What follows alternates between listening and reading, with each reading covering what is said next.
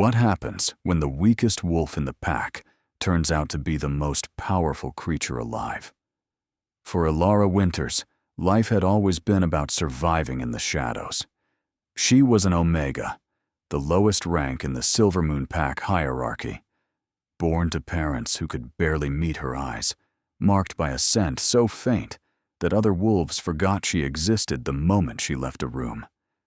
Lavender and morning dew, they said, when they bothered to notice her at all. Delicate, forgettable, weak. She'd learned to move through the pack house like a ghost, keeping her head down, her voice soft, her very existence an apology. But when Alpha Rowan Blackthorn stood before the entire pack during the Harvest Moon ceremony and rejected her as his fated mate, severing their bond with a declaration that echoed through the valley, everything changed. And what happens next? No one was prepared for. The Harvest Moon ceremony came every 5 years, when the largest moon of autumn hung heavy and silver in the sky. It was the night when wolves who had come of age would discover their fated mates, when bonds snapped into place like lightning strikes, when the moon goddess herself was said to walk among her children. The entire Silver Moon Pack gathered in the ceremonial grounds, a clearing ringed by ancient oaks, their branches hung with lanterns that cast dancing shadows across hundreds of upturned faces. Elara stood at the very back, as was proper for an Omega. She wore a simple gray dress that her mother had left, folded outside her door that morning, with no note, no words of encouragement. Around her, beta wolves preened in their finery, their scents sharp and confident, bergamot and leather, clove and honey. The alphas stood near the front, powerful shoulders squared, their dominance rolling off them in waves that made lesser wolves step back instinctively. She didn't expect anything from tonight. Omegas rarely found mates during ceremonies. They were usually paired off quietly, practical arrangements made by pack elders, to wolves who needed caretakers or domestic help. Elara had made peace with that future. She'd take a small cottage on the edge of territory, tend a garden, maybe raise a few children who would inherit better ranks than hers. It would be enough. It had to be. The ceremony began with howls that rose and fell like waves against a shore. Pack Alpha Theron Silvermane stood at the center of the clearing, his massive frame draped in ceremonial furs. His silver hair catching the moonlight, he was ancient, powerful, and deeply traditional. He raised his hands, and the howling stopped, as if cut by a blade. "Children of the moon," he intoned, his voice carrying to every corner of the grounds. "We gather beneath her light to honor the bonds she weaves. When two souls are meant to walk together, nothing, not time, not distance, not will, can prevent their joining." Elara felt the words settle over her like a blanket. She breathed in the night air, rich with the scent of wolves and autumn leaves and anticipation. Then she smelled it. Forest and embers, ozone and steel. Sharp, commanding, undeniable. The scent hit her like a physical blow, stealing the breath from her lungs. Her wolf, quiet for so long, barely a whisper in the back of her mind, suddenly surged forward. Desperate and yearning, Elara's knees buckled. She caught herself against a tree, her fingers digging into bark as her heart began to race. No, it couldn't be. Through the crowd, she saw him turn. Rowan Blackthorn, future alpha of the neighboring Nightshade Pack, visiting as part of a treaty delegation. He was everything an alpha should be, tall and broad-shouldered, with dark hair that fell to his collar and eyes like storm clouds. His scent was drowning her, filling her lungs, making her wolf claw at her insides with a need so fierce it hurt. Their eyes met across 100 wolves. The bond snapped into place. It felt like lightning and silk, like falling and flying. Elara gasped, her hand flying to her chest where a warmth was spreading, golden and perfect. She could feel him, his shock, his recognition. And beneath it something darker. Calculation. Rowan's expression shifted from surprise to something cold and evaluating. He looked at her, really looked, taking in her plain dress, her position at the back, the way other wolves didn't even notice she was there. She watched realization dawn in his eyes. Omega. His fated mate was an Omega. Around them, wolves were beginning to notice. The scent of a new bond was unmistakable, sweet and electric. Whispers rippled through the crowd like wind through grass. "Who is it?" "The Blackthorn heir. But with who?" Rowan straightened his shoulders, his jaw set. Ilara saw the decision form before he even moved, and her wolf whimpered in her chest. He strode forward, wolves parting before him like water, until he stood in the center of the ceremonial ground. His voice, when he spoke, could have cut glass. "I, Rowan Blackthorn, future alpha of the Nightshade Pack, formally reject the mate bond placed before me this night." The words were a ritual phrase, ancient and binding. They had power. Ilara felt the bond begin to tear.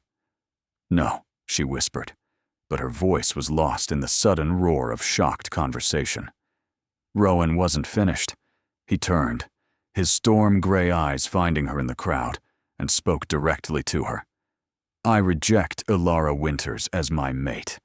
I sever this bond by my will and my word. By the moon's witness, let it be broken."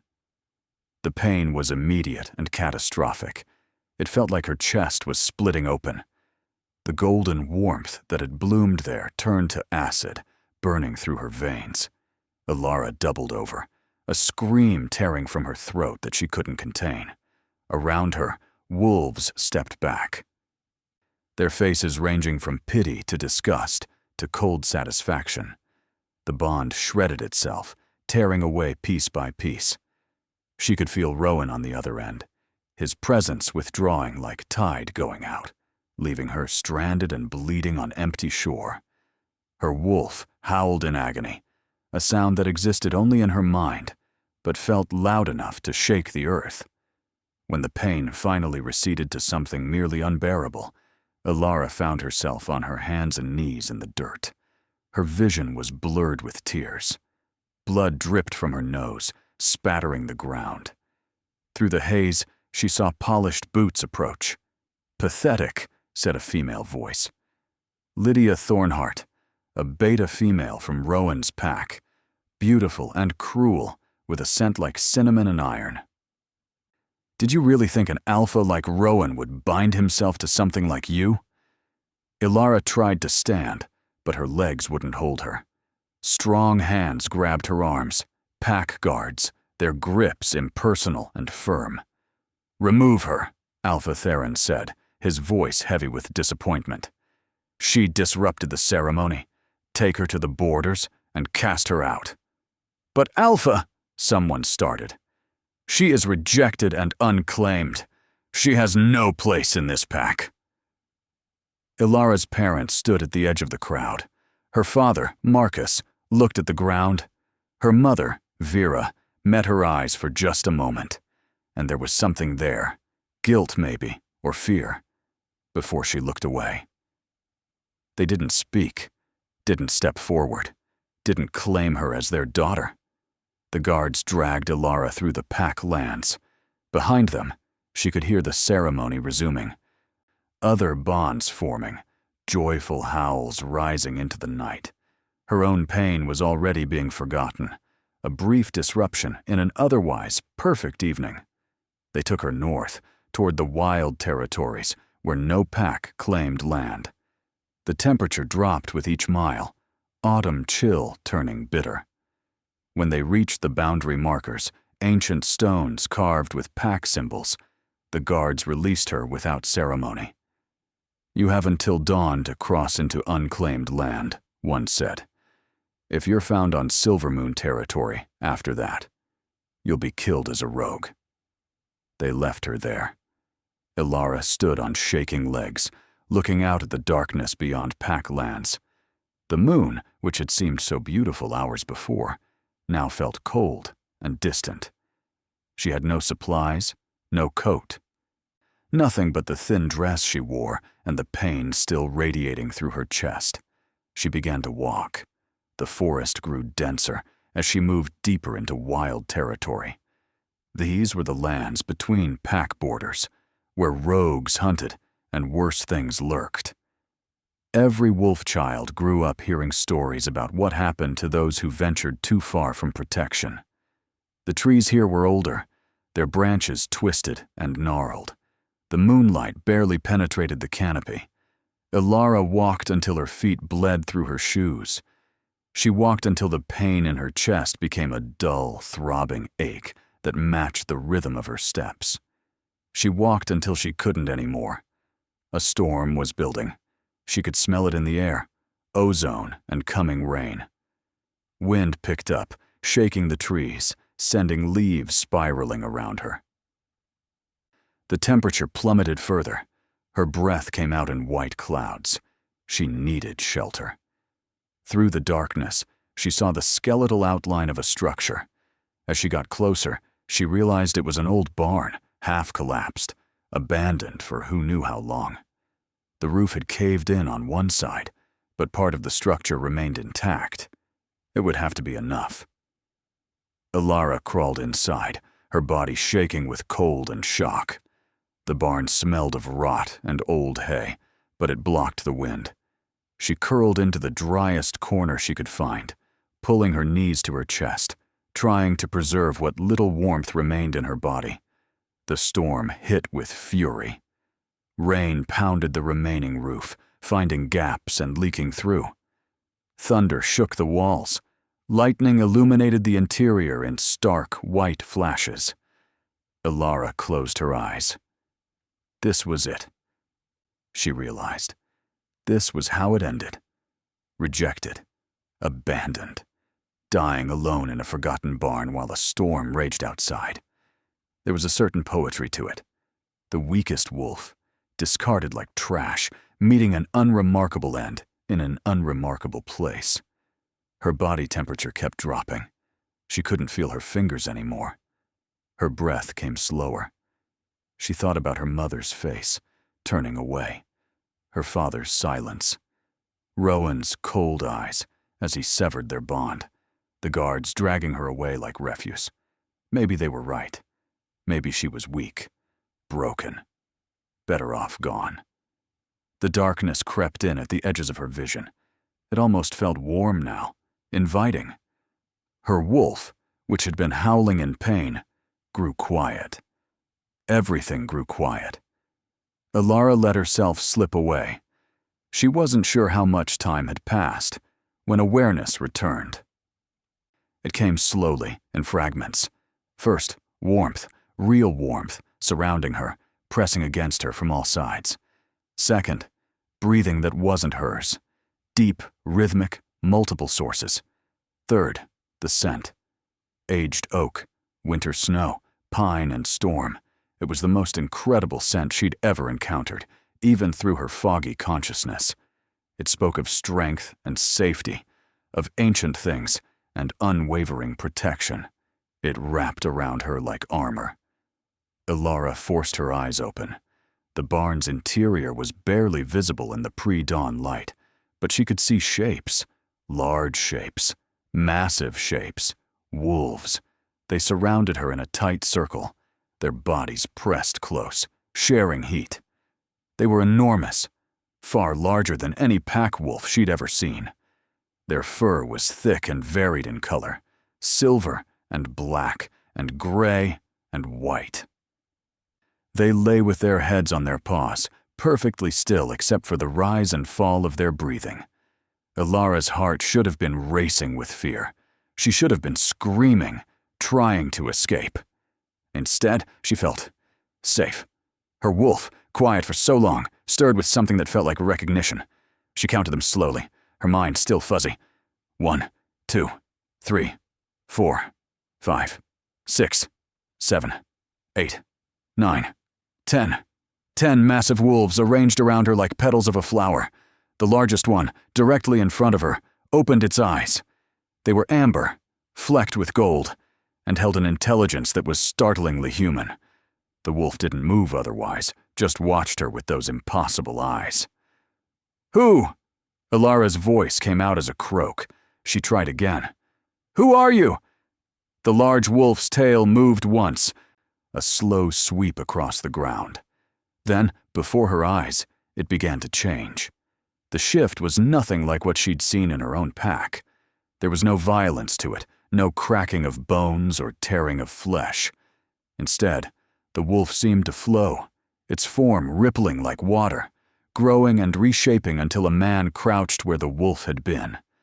He was older than Rowan, perhaps in his mid-30s, with silver threading through dark hair.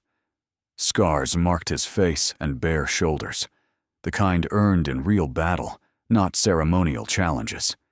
His amber eyes remained the same, and that scent, aged oak and winter snow, intensified. When he spoke, his voice was deep and resonant, carrying a weight of authority that made Alpha Theron seem like a child, playing at leadership. "We've been waiting for you, Ilara Winters." She stared at him, unable to process the words. I don't understand."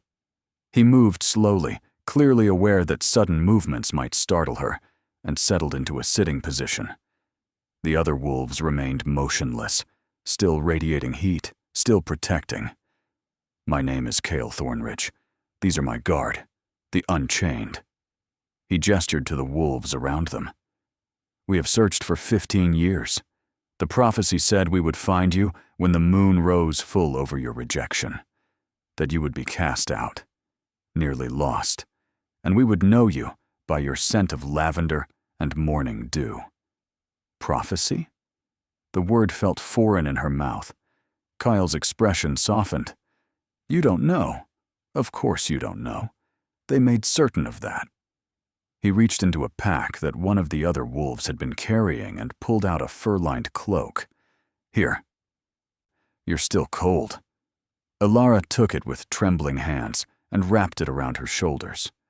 The warmth was immediate and shocking, bringing tears to her eyes. "What don't I know?" she whispered. Kyle looked at her for a long moment, and she saw something in his eyes that looked like sorrow. "Everything. You don't know anything about what you are, what you were meant to be, or why your own parents bound your power before you could even walk. The world seemed to tilt. What? You are not an Omega, Ilara. You never were." Around them, the other wolves began to shift. One by one, they flowed from wolf to human. 5 men and 4 women, all bearing scars, all powerfully built, all watching her with expressions that ranged from awe to fierce protectiveness. They dressed quickly from packs, producing clothes that suggested they'd planned for this moment. A woman with white blonde hair and kind eyes knelt beside Ilara. "My name is Sarah. I'm a healer." Her scent was soft, chamomile and rain. "May I examine you?" "The rejection and the cold. I need to make sure you're all right." Ilara nodded numbly, as Sarah's hands began to glow with a soft golden light, checking her temperature and the lingering damage from the severed bond. Kyle continued speaking. "There is an old prophecy, older than any pack currently standing. It speaks of the matriarch, a wolf who will be born when our kind faces its greatest threat. She will be marked by power so vast that it must be bound in childhood, hidden even from herself. She will be betrayed by her own blood, rejected by an alpha who cannot see her worth, and in her darkest hour, she will be found by her true guardians." He gestured to the others. "We are the Unchained, warriors chosen before we were born to protect the matriarch. Our bloodlines have waited for generations. We don't belong to any pack. We belong to you." "This is insane," Ilara breathed. I'm nobody. I'm weak. I can't even shift properly." "Because your power was bound," a man to her left interrupted. He had a deep voice and scars across his knuckles. "I'm Finn. I've spent 10 years researching binding spells. What was done to you was ancient magic, powerful magic. It would have taken multiple casters and a blood sacrifice." Sarah's hand stilled on Alara's shoulders. The healer's eyes were wide. "Kyle, the binding. I can feel it." "Can you see it?" Sarah nodded slowly. She placed her glowing hand over Alara's heart. "It's extensive. Wrapped around her wolf, her power, her very essence." But her voice filled with something like wonder. "It's breaking." "The rejection," Kyle said softly. "When he severed the bond, he broke the first seal." Alara felt it then, a crack in something deep inside her that she'd never known was there, like a dam with a hairline fracture, just beginning to leak. "Who bound me?" she asked, though part of her already knew the answer. "Your parents," Kale confirmed. "Marcus and Vera Winters. We've been watching them for years, waiting for you to be born. But by the time we tracked them down, the binding was already complete. They hid what they'd done well. We couldn't break it. Breaking a binding placed by blood relatives can kill the victim. It had to break on its own." "Why?" The word came out broken. "Why would they do that to me?" A man with red hair and sharp features spoke up. "Fear. I'm Ronan. I've studied your parents' history. 25 years ago, there was a rogue seer who traveled between packs, telling fortunes. She came to Silvermoon and told your parents that their daughter would be born with power that would shake the foundations of pack law, that she would rise above alphas and remake the world. They were terrified," Sarah added gently. "They thought that kind of power would get you killed, so they bound it, convinced themselves they were protecting you. They made you an Omega so you'd be overlooked, ignored, safe." "Safe," Alara repeated hollowly. "They made me miserable so I'd be safe?" "They were wrong," Kyle said, his voice hard. "And they will answer for it. But that's not the priority now." He moved closer. And Alara caught the full force of his scent again. Her wolf, which had been so quiet, so subdued her entire life, suddenly stirred with real interest. Not the desperate, fated bond she'd felt with Rowan, but something warmer. Something chosen. "The binding is breaking," Kyle continued, "which means your wolf will emerge. Your power will return. And it's going to be intense. We need to get you somewhere safe, somewhere you can shift without fear of hurting yourself or being attacked." "Where?" "Our territory, the Thornridge Realm." He smiled slightly. "It's not recognized by the Council of Packs because we don't follow their laws. We follow older codes. We've been waiting for you to come home." Alara looked around at the 10 faces watching her, the unchained. They were all so certain, so convinced that she was someone important. Someone powerful, someone worth protecting. She'd never had anyone look at her like that before. "What if you're wrong?" she whispered. "What if I'm just an Omega and this is all a mistake?" Kyle's amber eyes held hers. "Then we're still not leaving you. But we're not wrong, Alara. Your wolf knows. Can't you feel her?" Alara closed her eyes and turned her attention inward, to that place where her wolf lived. For her entire life, it had been a tiny presence, weak and quiet, barely there at all. Now, something stirred in the depths, something vast. She gasped, her eyes flying open. "What is that?" "That," Kale said softly, "is you." They left the barn as the sun fully rose, painting the sky in shades of gold and pink. The storm had passed, leaving the world washed clean. The Unchained moved around Alara in a protective formation, some ahead, some behind, all alert for threats. Their territory was 3 days' journey north, Kyle explained, into mountains that most packs avoided. The terrain was brutal, the winters harsh, but it was defensible and hidden. Perfect for a group that had been operating in secret for generations. Alara walked in a daze, her mind struggling to process everything. Every few minutes, she'd feel that crack inside her widen a little more, and each time her wolf would press against it, testing, curious. Sarah walked beside her, steady and reassuring. "How are you feeling?" "Like I'm going to wake up and find this was all a dream," Alara admitted. "Or a delusion. Maybe I actually died in that barn." "You're not dead, though you came close."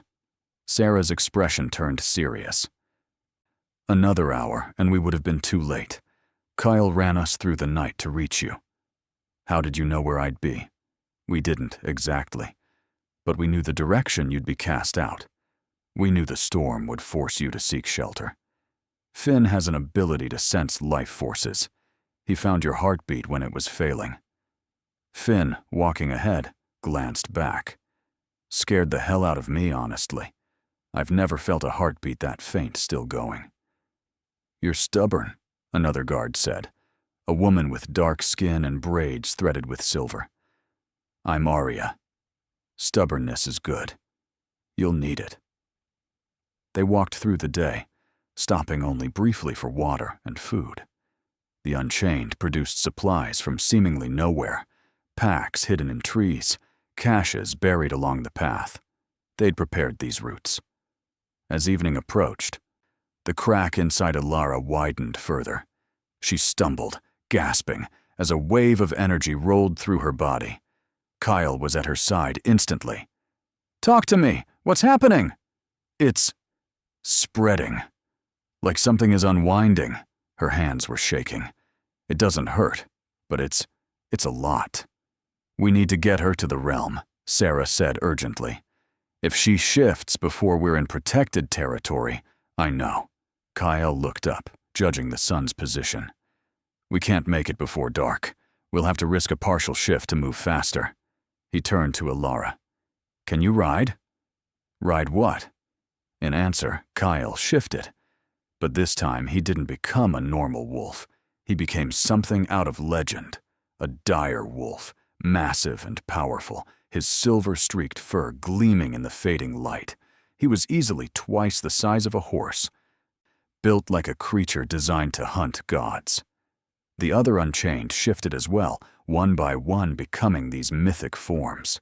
They were all huge, all clearly made for battle and endurance. Sarah, the last to shift, knelt beside Alara first. "Don't be afraid. Kale will carry you. He's the steadiest."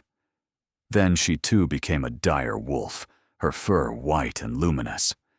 Kyle lowered himself, and Alara, moving on instinct, climbed onto his back.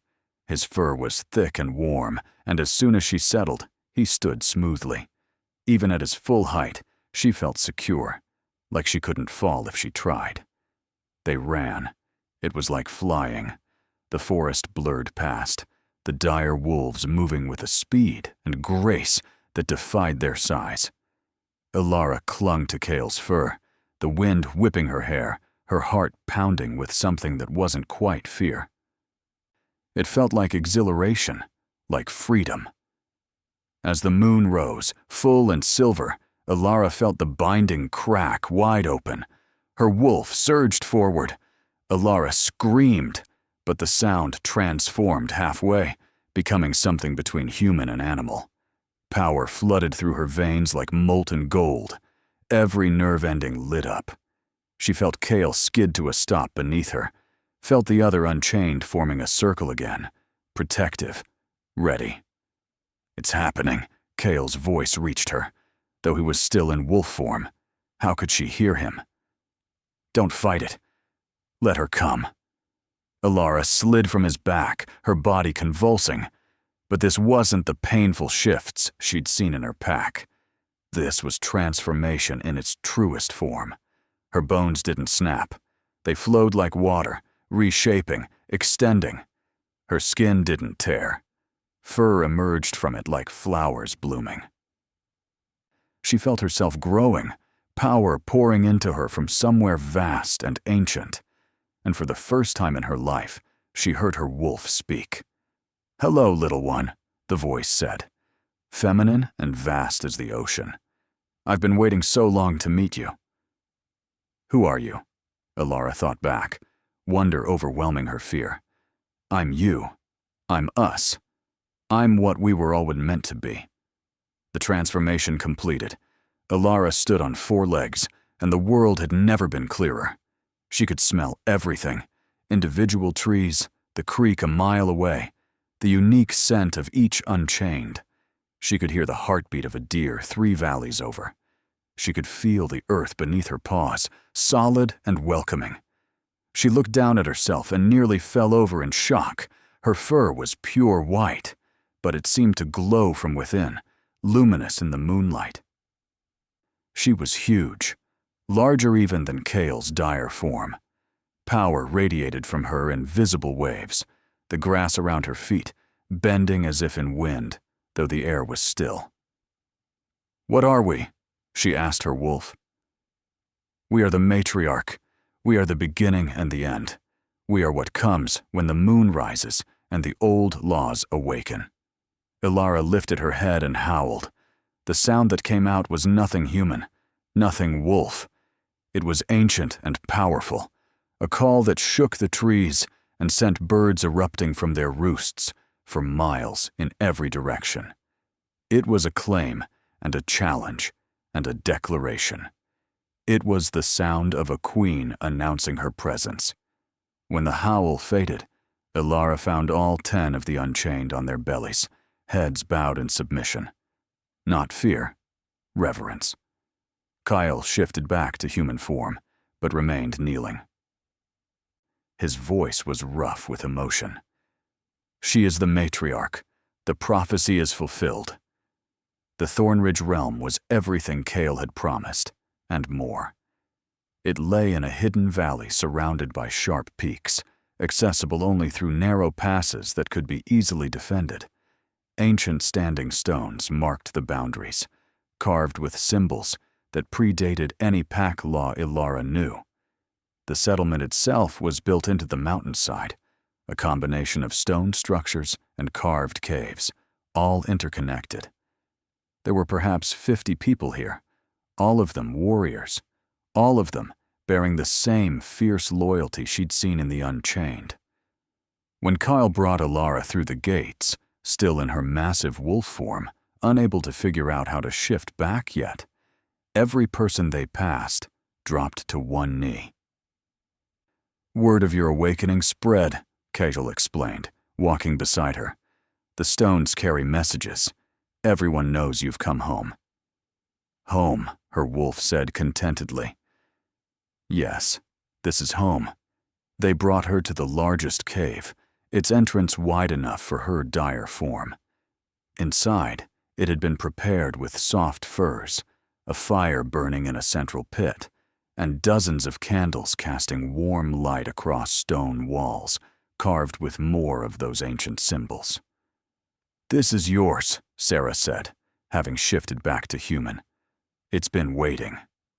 Slowly, carefully, Elara tried to shift back. Her wolf guided her through it, and the transformation was just as fluid in reverse. When she stood on 2 human legs again, someone immediately draped a robe around her shoulders. She looked at her hands, turning them over. They looked the same. She felt the same. But also completely different. "What happens now?" she asked. Kyle smiled. "Now? You learn. You train. You discover everything you can do. And then?" His smile faded. "And then you decide what you want to do about the packs that hurt you, about your parents, about Rowan Blackthorn. You're the matriarch. They can't touch you, but you can reach them." Elara thought about Rowan's cold eyes, her parents looking away, the guards dragging her to die. "I don't want revenge," she said quietly. "No?" Finn raised an eyebrow. "I want justice. I want them to understand what they did. I want to make sure it never happens to anyone else." She looked around at the Unchained. "How long do I have before they come looking?" Ronan laughed. "Looking for you? They won't. You're dead to them. Remember." "But they'll find you eventually," Arya added. "Word spreads. A new power in the mountains. They'll send scouts. They'll want to know who you are." "How long?" Alara asked again. Kyle considered. "Weeks, maybe. A month if we're lucky. The winter will slow them down. Then I have a month to learn everything I can." The first week was the hardest. Learning to shift at will was instinctive, but required practice. Alara would spend hours each day transforming back and forth, getting used to the flow of it, the way her consciousness expanded in wolf form. But shifting was just the beginning. "You have abilities beyond shifting," Sarah explained one morning. They stood in a training circle, other Unchained watching. "Your wolf is ancient, connected to the moon goddess herself. That connection grants power." "What kind of power?" In answer, Sarah called over a young warrior who'd injured his arm the day before. "Try to heal him."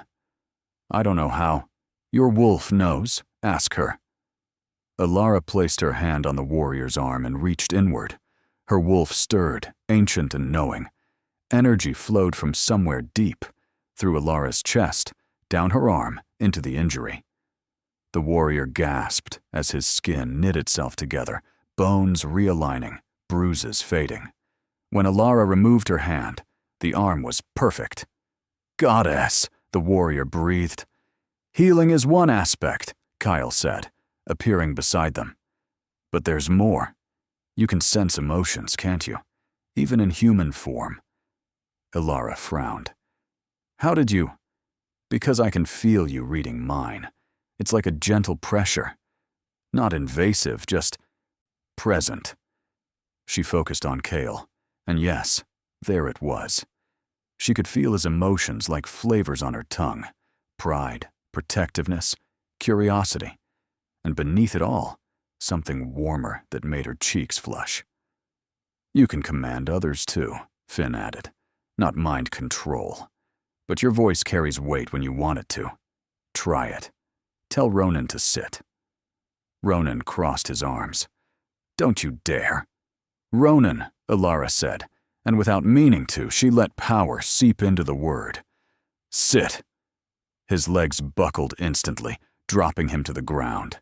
He stared up at her, shocked. "Sorry," Alara gasped. "I didn't mean—" But the Unchained were laughing, and even Ronan was grinning. "No, that's good. That's exactly right. You need to know your own strength." Days turned to weeks.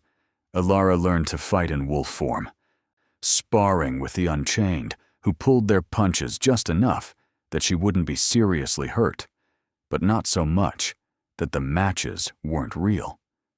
She learned to hunt, to track, to read the forest like a book written just for her. But more importantly, she learned who she was beyond her power. The Unchained became her family in ways her blood family never had. Sarah taught her about healing and listened to her talk about her childhood. Finn helped her research the binding and made her laugh with terrible jokes. Arya showed her how to fight dirty when honor failed. Ronan taught her pack politics and the weaknesses of every major alpha. And Kyle was always there, patient and steady, never pushing, but always present. Training with her, eating meals beside her, sitting by the fire in comfortable silence when words weren't needed. "You don't have to do this," she told him one night, 3 weeks after her arrival. "Stay with me constantly. I'm safe here." Kale looked up from the map he'd been studying. "I know you're safe. That's not why I stay." "Then why?" "Because I want to. Because I've spent 15 years searching for you, and now that I've found you, I'm not in a hurry to be anywhere else." He paused. "Unless I'm bothering you." "No," Alara said quickly. "No, I like having you here." Something shifted between them in that moment. The air grew heavier, charged with possibility. "Alara," Kale said softly, "you know what you are to me, don't you? The matriarch, the one you're sworn to protect. That's what you are to my duty. But you're something else to me, personally." Her heart began to race. "What?" He crossed the space between them, moving slowly, giving her time to retreat if she wanted. She didn't. When he was close enough that she could feel his warmth, he reached up and gently cupped her face. "You're my choice, not fate's, not the moon goddess's. Mine. I look at you, and I see everything I've ever wanted, strength and kindness and courage and light. If you'll have me, I'm yours. Not as your guard, as your mate." Ilara's breath caught. This was nothing like the violent snap of the bond with Rowan. This was gentle and sure, built on weeks of trust and conversation and slowly growing affection. "I'm yours too," she whispered. "I think I have been since you found me in that barn." When Kyle kissed her, the bond formed slowly, beautifully, settling into place like puzzle pieces, finally finding each other. It glowed warm in her chest, not painful, not desperate, but right. Around them, she heard cheering. The other Unchained had been watching from the cave entrance, and now they were celebrating, shouting congratulations, and making good-natured teasing comments. Ilara laughed against Kale's lips. "We have an audience." "Let them watch," he murmured. "They've been waiting for this almost as long as I have." That night, under the full moon, Kyle marked her, a glowing symbol that appeared on her shoulder, intricate and beautiful, announcing to anyone who saw it that she was claimed and cherished. And she marked him in return, her own symbol appearing on his chest, right over his heart. The Unchained howled their approval, and Ilara felt more complete than she ever had in her life. The scout came on the first day of the 4th week. Ilara was training with Aria, practicing aerial maneuvers in wolf form, when Finn's howl cut through the afternoon. Danger, intruder, east border. She landed, shifting mid-fall to human form, and was dressed and armed within seconds. Kyle appeared at her side, his expression grim. One scout, Silver Moon Pack, by his scent. Ilara's stomach clenched. "They found us." "Let me kill him," Finn said, appearing from the trees, "before he reports back." "No." Ilara's voice carried command, and Finn stopped immediately. "Bring him here, alive. I want to talk to him." They brought the scout, a young beta named Marcus, coincidentally, to the central gathering space.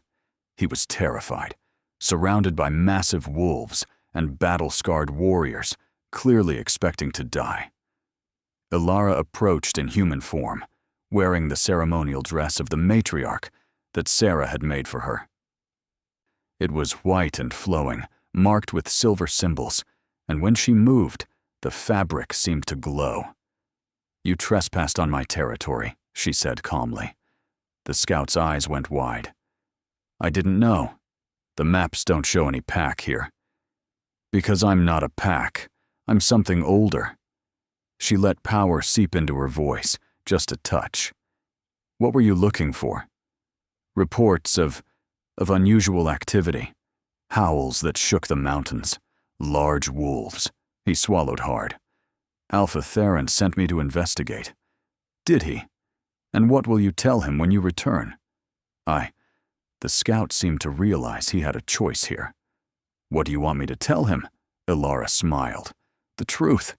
Tell him that Ilara Winters is alive, that she was found by her true family, that she has awakened to her birthright. And tell him that in 3 days, I will come to Silvermoon territory to address the pack. Anyone who wishes to challenge my authority is welcome to try." The scout paled. That's a declaration of war." "No, it's a declaration of judgment. There's a difference." She gestured to Ronan. Escort him to the border. Give him food and water for the journey. I want him healthy enough to deliver my message clearly." After the scout was gone, Kyle pulled her aside. "You're sure about this? They rejected me, cast me out to die. They need to answer for that, and others need to know what happened, so it doesn't happen again." She met his eyes.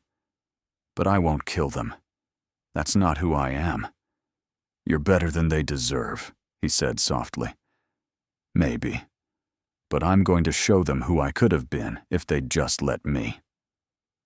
3 days later, Elara Winters returned to Silvermoon territory. She came with the Unchained at her back, all of them in dire wolf form, massive and intimidating. But she walked in human form, wearing her ceremonial dress, head high, every inch the queen she'd become. The pack had gathered to meet her. Alpha Theron stood at the front, his expression caught between shock and fury. Beside him, Elara saw her parents, their faces ashen. And there, standing among the visiting alphas, was Rowan Blackthorn. He looked like he'd seen a ghost. "Impossible," Theron said, his voice carrying across the gathered wolves. "You're dead." "Clearly not." Elara's voice was calm but powerful, reaching every ear. "I survived. I was found. And I awakened to what I truly am." "And what's that? A rogue with delusions of grandeur?" Lydia Thornhart stepped forward. Beautiful and sneering. "You're still just an Omega playing dress-up," Elara smiled. "Would you like to test that theory?"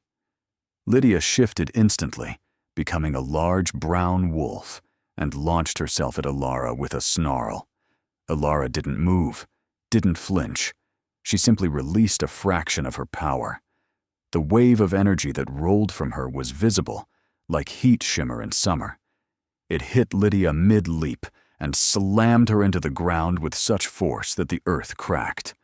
The brown wolf yelped, struggling to get up, but Elara's power held her pinned.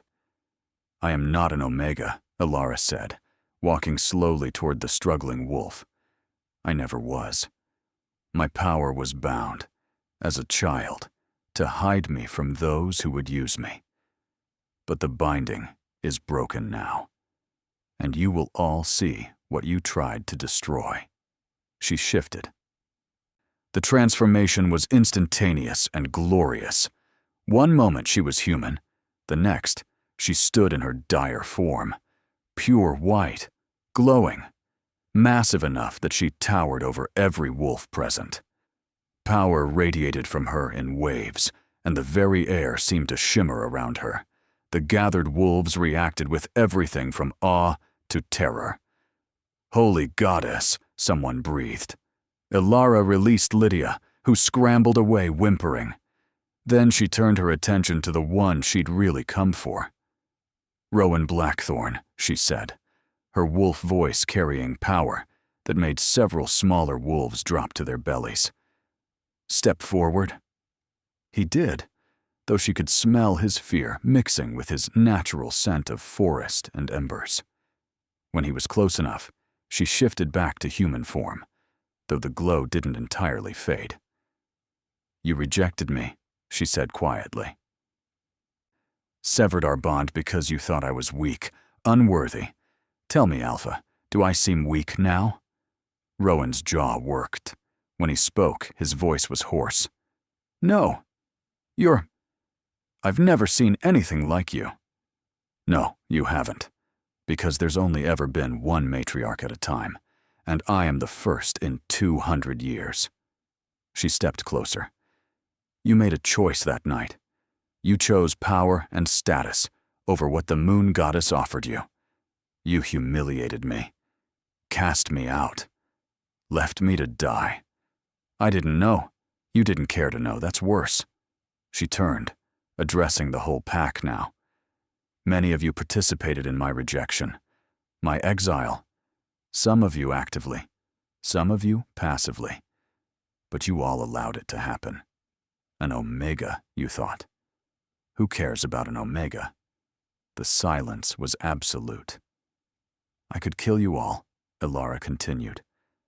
I have the power. I have the right. You tried to murder me through neglect and cruelty. Fear rippled through the crowd. Behind Ilara, the Unchained shifted to reveal their true dire forms. 10 massive wolves, each large enough to take on multiple pack wolves at once. But Ilara raised her hand. I'm not here for vengeance. I'm here for justice. She turned to Alpha Theron. You will step down as Alpha. You allowed a member of your pack to be cast out without investigation, without mercy. You will retire to Elder status. Your Beta, Cassian, will take your place. He tried to speak for me that night. I remember. Theron's face went purple, but when he opened his mouth to protest, Ilara's power pressed down on him, forcing his head to bow. She turned to Rowan. You will return to your pack and tell them what happened here. Tell them that the matriarch has risen. Tell them that the old ways are being challenged. Tell them that I will be watching how every pack treats their Omegas from now on. And me? Rowan asked hoarsely. What's my punishment? You have to live with what you threw away. Every day, you'll know that you had a mate who could have stood beside you as the most powerful wolf alive, and you rejected her for politics. She smiled without warmth. That seems punishment enough. Finally, she turned to her parents. Marcus and Vera stood together, their hands clasped, both of them shaking. You bound my power, Ilara said, and her voice was softer now, but somehow more terrible. You were afraid of what I might become, so you crippled me, made me weak, made me a target. You condemned me to a life of suffering because you were too cowardly to let me be strong. We were trying to protect you, Vera whispered, tears streaming down her face. You thought wrong. You made a choice out of fear, and it nearly killed me. It would have, if not for my true family. She gestured to the Unchained. What will you do to us? Marcus asked. Ilara was quiet for a long moment. I should banish you, make you feel what I felt. But that would make me no better than you. She straightened her shoulders. Instead, you will confess. Publicly. You will tell every pack what you did. And why. You will speak at every Harvest Moon ceremony for the next 5 years, warning parents about the dangers of binding their children's power. You will spend the rest of your lives trying to prevent others from making your mistake. And after 5 years, Vera asked, after 5 years, if you've truly worked to make amends, we'll talk. Maybe one day I can forgive you, but I will never forget. She turned to address the entire gathering one last time. I am Ilara Winters, the matriarch. I claim the Thornridge realm as my territory, and I declare it a sanctuary for any wolf who has been rejected, abandoned, or abused by their packs. You will respect my borders. You will respect my authority, and you will respect every Omega in your territories, or you will answer to me. Her power flared, visible and bright, and every wolf present felt it press against them, not painful, but undeniable. This is my territory, she said, her voice carrying like thunder. This is my law. Challenge it at your peril. No one challenged. When Ilara turned to leave, Kyle shifted to his dire form and lowered himself so she could climb onto his back. The other Unchained formed an honor guard around them, and together they left Silvermoon territory. Behind them, a new order was beginning. 6 months later, the Thornridge realm had tripled in size. Wolves came from every territory. Omegas who'd been mistreated, Betas tired of rigid hierarchies, even a few Alphas who recognized that the old ways were failing. Ilara welcomed them all, tested them, and those who proved true of heart were allowed to stay. The sanctuary grew. New structures were built. Training grounds were established. And at the center of it all, Ilara ruled with Kyle at her side, the Unchained serving as her counsel and guard. She had changed the face of pack politics. Other territories began treating their Omegas better, afraid of what might happen if the matriarch heard about abuse. The Council of Packs, which had ignored her summons at first, now sent representatives begging for audience. Ilara Winters had gone from the weakest wolf in the pack to the most powerful being in the werewolf world. And she was just getting started. On the night of the blood moon, as red light painted the Thornridge realm in crimson, Ilara stood on the highest peak with Kyle beside her. Their bond glowed warm in her chest. Below, she could see her people. Hundreds now, all of them free, all of them safe, all of them hers to protect. "There's something coming," Kyle said quietly, his nose lifted to the wind. "Can you feel it?" Ilara could. A change in the air. A whisper of old magic. A sense of something ancient stirring. "What is it?" "I don't know. But the blood moon hasn't risen in 40 years. The elders say it's an omen." Ilara took his hand, lacing her fingers through his. Whatever was coming, they would face it together. She was no longer the weak Omega who'd been cast out to die. She was the matriarch. She had found her family, her power, and her purpose. And nothing, not old enemies, not ancient threats, not even the moon goddess herself, would take that from her. As the blood moon reached its peak, Ilara threw back her head and howled.